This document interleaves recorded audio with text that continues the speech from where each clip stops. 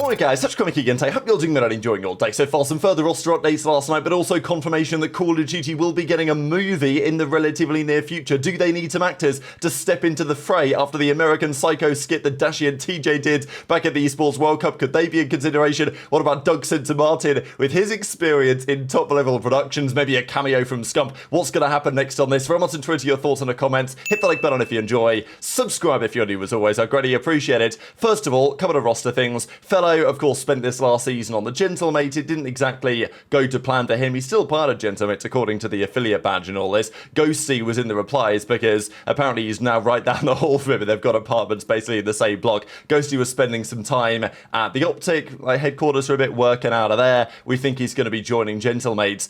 They're not exactly hiding it, are they? So Vio's, it's been confirmed, is going to be the new general manager, basically like top guy over there at Gentlemates. Pretty interesting because he worked with the Los Angeles Guerrillas team a couple of years ago when it was just fully LAG. He stepped in, kind of brought in that team that ended up with Estriel and Flames and those guys having some decent success. As we know at the end of that season, then Vio's was away and then they've decided to bring him kind of back in. A little bit strange because of course it's no longer LAG. We're certainly hoping that it's just fully Gentlemates or whatever it is, Paris Gentlemates or something for the upcoming season. Presumably that is their plan, given that Paris is now available again after Paris Legion went to Vegas, and then of course that spot became the Falcons. So Vio's is working with Gentlemates, that's been confirmed. I mean, you can see it on the right hand side, and he's playing with Ghosty and with Neptune, so it's like, maybe there's something going on here, right? So Dad and Neppy or whatever, like they're getting ready for the upcoming season despite a bit of drama they had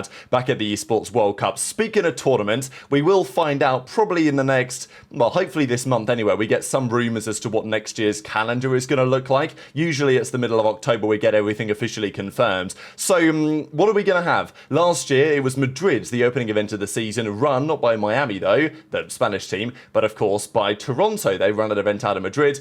It was a great time. I'm almost certain there will be at least another event in Europe. Where that is, good question. I think last year there were rumours that Paris, as in Gentlemates, wanted to run one in Paris, but that didn't happen. I don't think the league wanted two events in Europe. Understandable, but I think if they were pushing for that last year, they're probably going to get their way this year. Time will tell, but I wouldn't be surprised if we have a Paris event this season. Could there be an event again in London, back in the UK? I think it'd be great to see. Do I think they're going to do two events in Europe? You know, seems a bit of a stretch, but obviously I wouldn't complain. It's easier for me, right? There were rumours that maybe Stockholm, Sweden, could have an event because DreamHack Stockholm is happening right at the end of November. The issue with that is that the game, we think Black Ops 7 comes out on the 14th of November, which is quite late when compared to when the CDL might potentially start. If it is a couple of weeks later, that could be a bit of a risk. So next season, certainly something in Europe. I'm sure there'll be, look, OpTic will run an event in Texas. Toronto will run an event in Toronto, probably, let's be honest. Where else? Good question. Will Thieves or FaZe decide to do something finally? We'll see. I wouldn't hold out too much hope. There was also confirmation, just I'm sure it'll be relevant for you guys, that G Fuel is calling it a day. G Fuel is like one of the most legendary brands in esports history, and you know, they say they're officially logging out, and this got like 5 million views yesterday. There was some talk of what it means for the league. Obviously it's kind of sad just because it's like a legendary brand in the esports gaming space in general, but I don't think G Fuel have been sponsoring the league for some time. It was famously Mountain Dew Amp Game Fuel that was a sponsor a few years ago. But if you go to the league website, there's only 3 sponsors,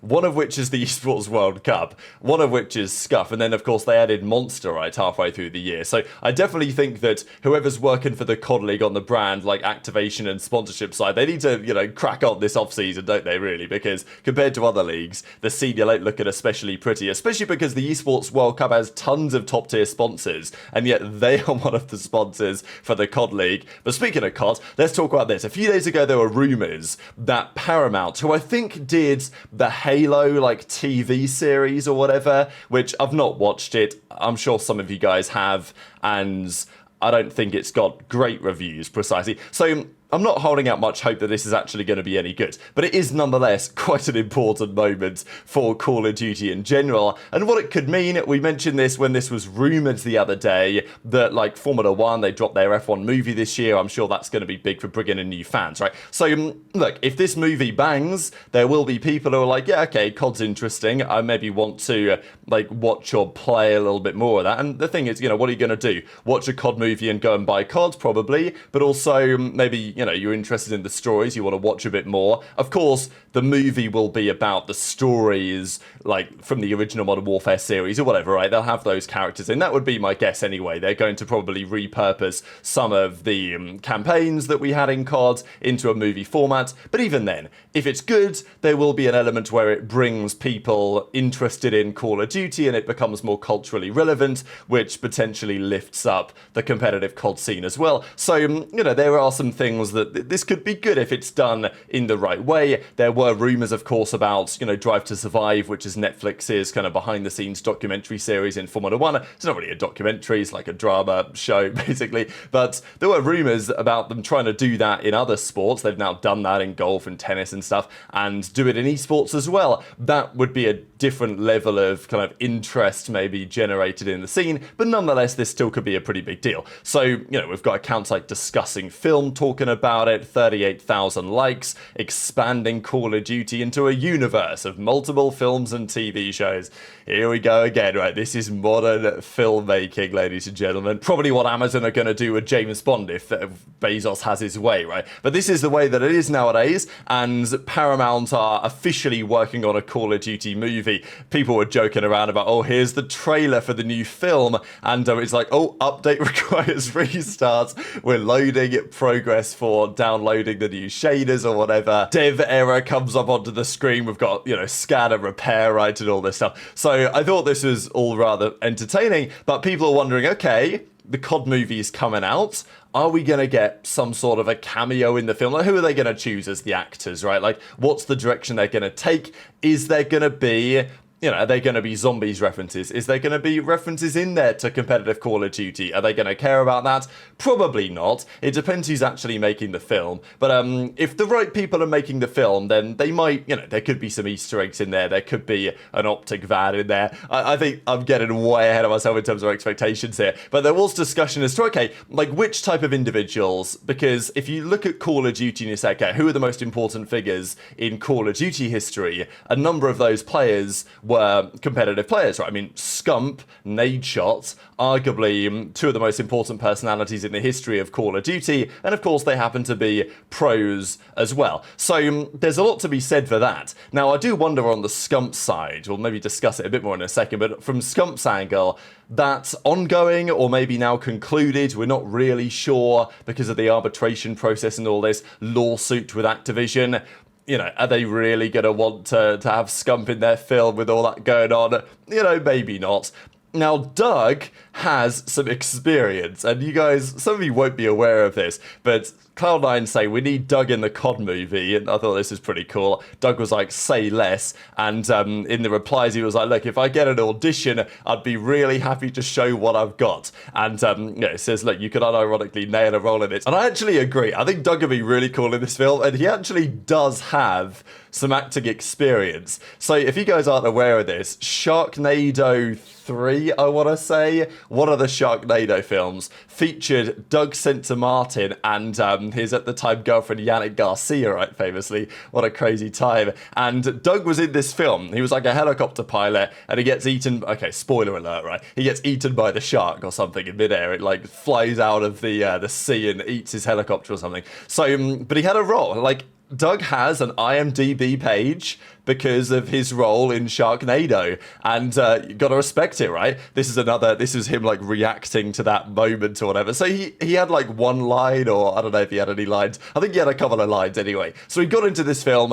It wasn't like a particularly high quality, high production value film, but Doug is an actor, technically, right? Like, you know, on his Wikipedia page, if he has one, probably not. But here he is. This is IMDb, Doug Sintermartin. It was actually Sharknado 5. And he's also been in a couple of other things I didn't realise. Looking for Gains 2020. So, you know, apparently he stars in this. In one of these episodes, he makes a special guest appearance. And this one, Olympic Outpost 2018. I didn't even realise he's got a credit for this as well. So should Doug get the offer to come into the film? Maybe, maybe not. In the COD scene, we have our other candidates. This tweet from Ziddy writes, I mean, this is this time last year. Damn, that is really super. You guys probably will remember this when they did this like American Psycho skit for the Esports World Cup last year. They decided not to replicate it this year, but this was comedy. And then, of course, Dashy actually was pretty good at this, I can't lie. And then there was TJ, like he had a couple of lines, didn't he? Like, you know, where did a nitwit like you get so tasteful or whatever it is.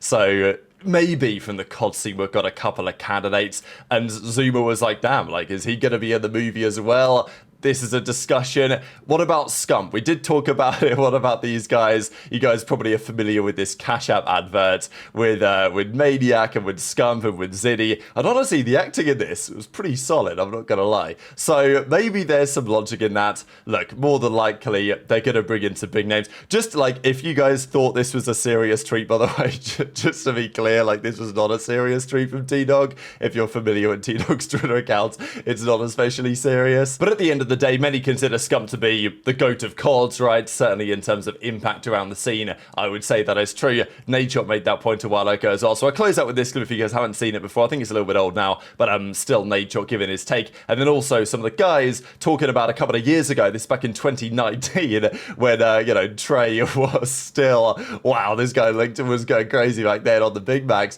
But 2019, who was the COD GOAT at the time? These guys, of course, talking about really Karma and Kremp from like a pure competition perspective. That was the general opinion at the time, but of course it's not so simple at that when you talk about general cultural impact. So very much enjoyed your thoughts in the comments. Hit the like button if you enjoyed, subscribe if you're new, take care, and I'll see you next time.